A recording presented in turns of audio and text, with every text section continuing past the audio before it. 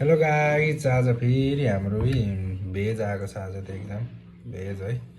आज चाहिँ यहीँ छ 3 थरीको साग, एउटा कोपी, तपाईँको रायोको साग, अनि यस्तो गेडागुडी छ है, गेडागुडी छ।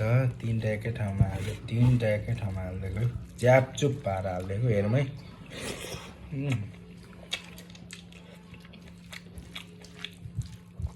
कति मासुको खानु, मासु खानु पनि धेरै प्रेसर बढ्यो। त्यही भएर हामीले सादा सादा खान थालेको।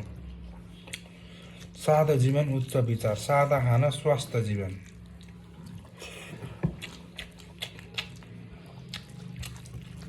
हेर्नु है त, यसरी गुवा म खाने, अर्को घाँस फेरि लिने, हल्का खोर्सानी, अकाबारी। हेर्नुहोस् यहाँ,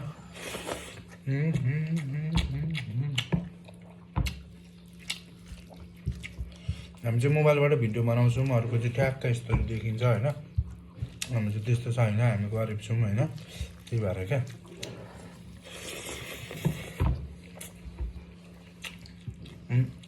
म पछि चामल किन्छु अनि त्यस्तै बनाउँछु म।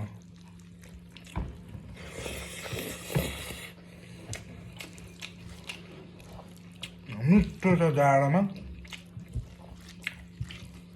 यतिको खाना पाकै हो।